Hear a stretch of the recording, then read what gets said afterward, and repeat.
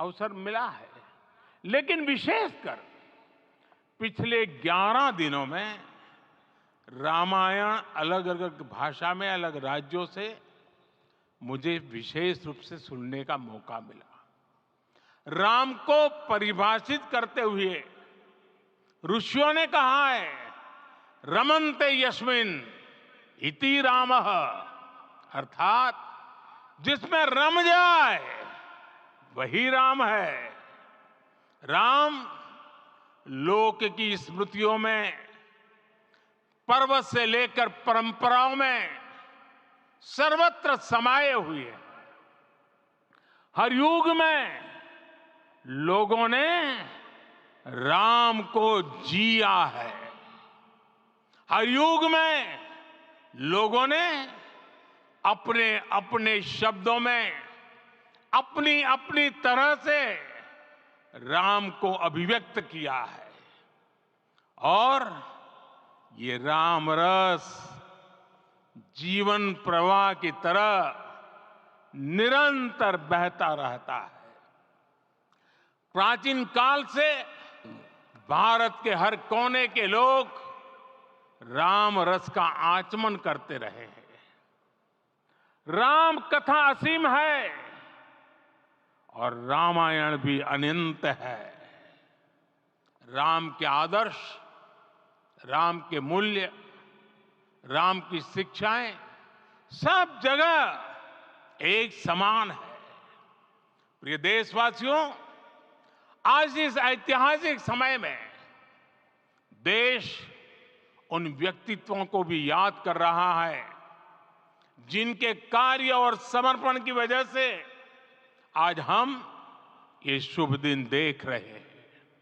राम के इस काम में कितने ही लोगों ने त्याग और तपस्या की पराकाष्ठा करके दिखाई है। उन अनगिनत राम भक्तों के, उन अनगिनत कार सेवकों के और उन अनगिनत संत महात्माओं के हम सब ऋणी हैं। साथियों, आज का ये अवसर उत्सवता का क्षण तो है ही, लेकिन इसके साथ ही यह क्षण भारतीय समाज की परिपक्वता के बोध का भी क्षण है। हमारे लिए ये अवसर सिर्फ विजय का नहीं, विनय का भी है। दुनिया का इतिहास साक्षी है कि कई राष्ट्र अपने ही इतिहास में उलझ जाते हैं। ऐसे देशों ने जब भी अपने इतिहास की उलझी हुई गांठों को खोलने का प्रयास किया, उन्हें सफलता पाने में बहुत कठिनाई आई, बल्कि कई बार तो पहले से ज्यादा मुश्किल परिस्थितियां बन गई। लेकिन हमारे देश ने इतिहास की इस गांठ को जिस गंभीरता और भावुकता के साथ खोला है, वो ये बताती है कि हमारा भविष्य हमारे अतीत से बहुत सुंदर होने जा रहा है। वो भी एक समय था जब कुछ लोग कहते थे कि राम मंदिर बना तो आग लग जाएगी। ऐसे लोग भारत के सामाजिक भाव की पवित्रता को नहीं जान पाए। रामलला के इस मंदिर का निर्माण भारतीय समाज के शांति, धैर्य, आपसी सद्भाव और समन्वय का भी प्रतीक है। हम देख रहे हैं ये निर्माण किसी आग को नहीं, बल्कि ऊर्जा को जन्म दे रहा है। राम मंदिर समाज के हर वर्ग को एक उज्जवल भविष्य के पथ पर बढ़ने की प्रेरणा लेकर आया है। मैं आज उन लोगों से आह्वान करूंगा आइए, आप महसूस कीजिए, अपनी सोच पर पुनर्विचार कीजिए। राम आग नहीं है, राम ऊर्जा है। राम विवाद नहीं, राम समाधान है। राम सिर्फ हमारे नहीं है, राम तो सबके हैं। राम राम वर्तमान नहीं है, सिर्फ वर्तमान ही नहीं, राम ऊर्जा, राम अनंत काल है।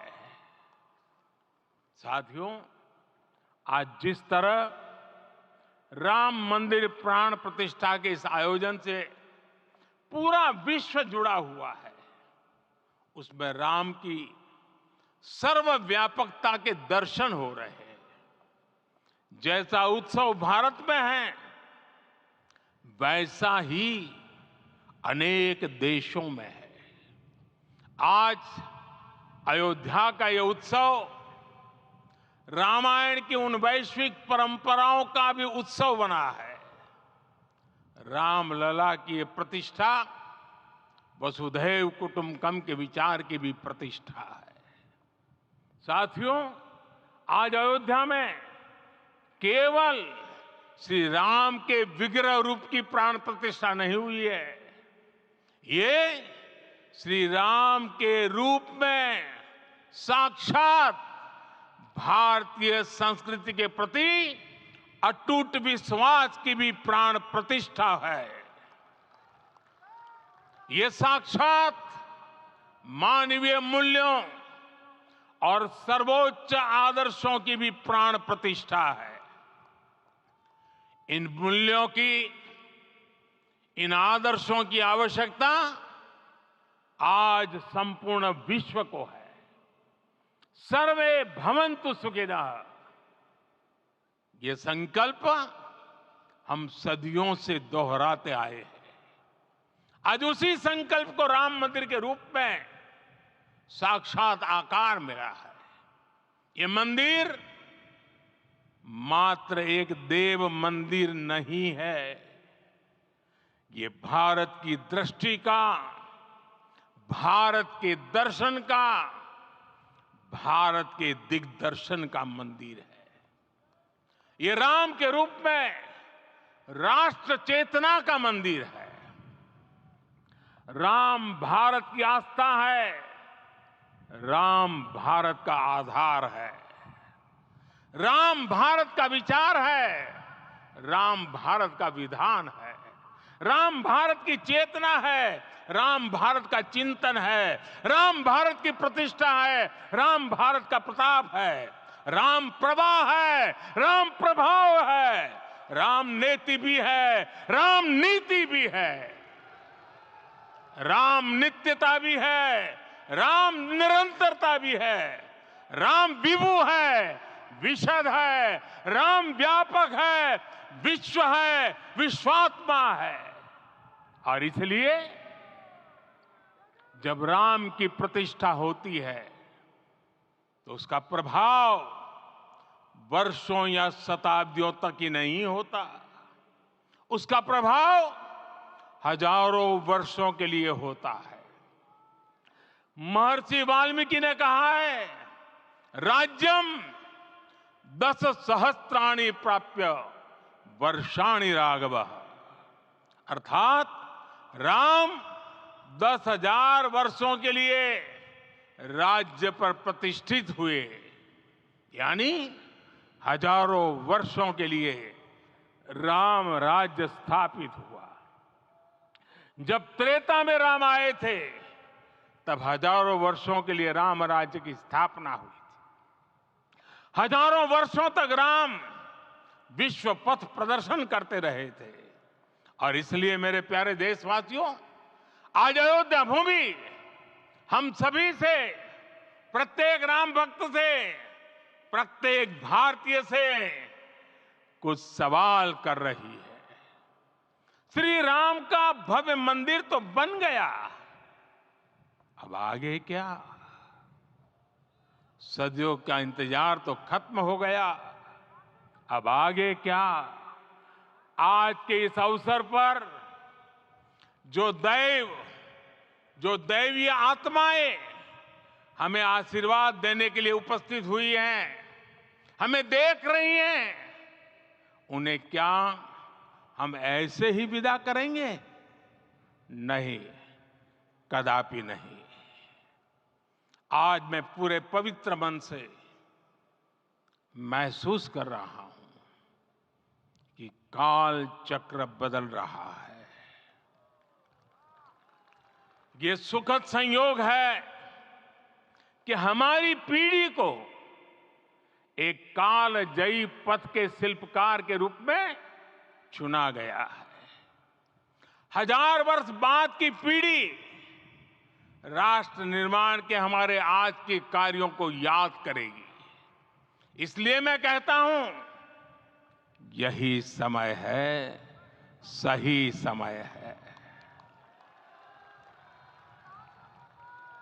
हमें आज से, इस पवित्र समय से अगले 1000 साल के भारत की नींव रखनी है।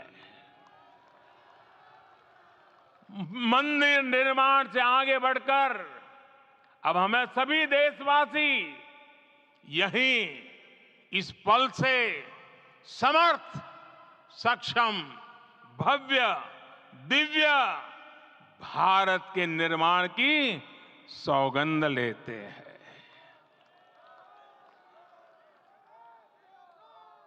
राम के विचार मानस के साथ ही जनमानस में भी हो, यही राष्ट्र निर्माण की सीढ़ी है। साथियों, आज के युग की मांग है कि हमें अपने अंतःकरण को विस्तार देना होगा। हमारी चेतना का विस्तार देव से देश तक, राम से राष्ट्र तक होना चाहिए। हनुमान जी की भक्ति, हनुमान जी की सेवा, हनुमान जी का समर्पण, ये ऐसे गुण हैं जिन्हें हमें बाहर नहीं खोजना पड़ता। प्रत्येक भारतीय में भक्ति, सेवा और समर्पण के भाव समर्थ, सक्षम, भव्य, दिव्य भारत का आधार बनेंगे। और यही तो है देव से देश और राम से राष्ट्र की चेतना का विस्तार। दूर सुदूर जंगल में, कुटिया में जीवन गुजारने वाली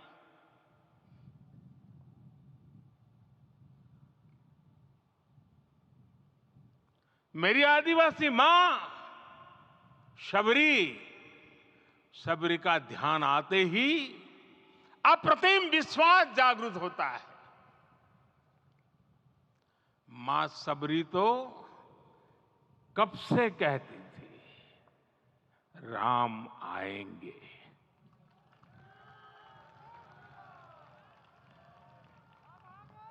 प्रत्येक भारतीय में जन्मा यही विश्वास समर्थ, सक्षम, भव्य भारत का आधार बनेगा। और यही तो है देव से देश और राम से राष्ट्र की चेतना का विस्तार। हम सब जानते हैं कि निषाद राज की मित्रता सभी बंधनों से परे है। निषाद राज का राम के प्रति सम्मोहन, प्रभु राम का निषाद राज के लिए अपनापन कितना मौलिक है।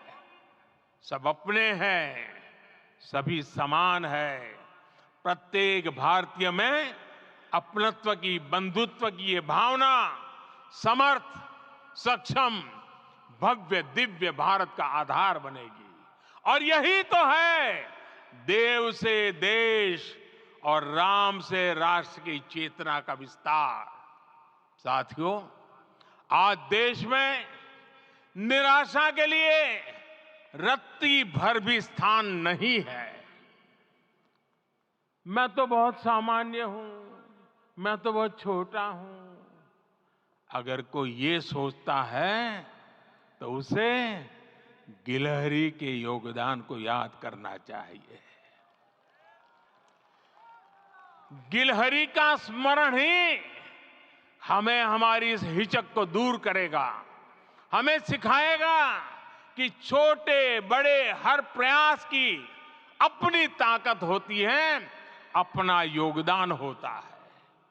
और सबके प्रयास की यही भावना समर्थ, सक्षम, भव्य, दिव्य भारत का आधार बनेगी। और यही तो देव से देश और राम से राष्ट्र की चेतना का विस्तार। साथियों, लंकापति रावण प्रकांड ज्ञानी थे, अपार शक्ति के धनी थे, लेकिन जटायु जी की मूल्य निष्ठा देखिए। वे महाबली रावण से भिड़ गए। उन्हें भी पता था कि वो रावण को परास्त नहीं कर पाएंगे, लेकिन फिर भी उन्होंने रावण को चुनौती दी। कर्तव्य की यही पराकाष्ठा समर्थ, सक्षम, भव्य, दिव्य भारत का आधार है। और यही तो है देव से देश और राम से राष्ट्र की चेतना का विस्तार। आइए हम संकल्प लें कि राष्ट्र निर्माण के लिए हम अपने जीवन का पल पल लगा देंगे। राम काज से राष्ट्र काज, समय का पल पल, शरीर का कण कण राम समर्पण को राष्ट्र समर्पण के ध्येय से जोड़ देंगे। मेरे देशवासियों, प्रभु श्री राम की हमारी पूजा विशेष होनी चाहिए। ये पूजा स्व से ऊपर उठ करके समष्टि के लिए होनी चाहिए। ये पूजा अहम से उठकर वयम के लिए होनी चाहिए। प्रभु को जो भोग चढ़ेगा वो विकसित भारत के लिए हमारे परिश्रम की पराकाष्ठा का प्रसाद भी होगा। हमें नित्य पराक्रम, पुरुषार्थ, समर्पण का प्रसाद प्रभु राम को चढ़ाना होगा। इनसे नित्य प्रभु राम की पूजा करनी होगी, तब हम भारत को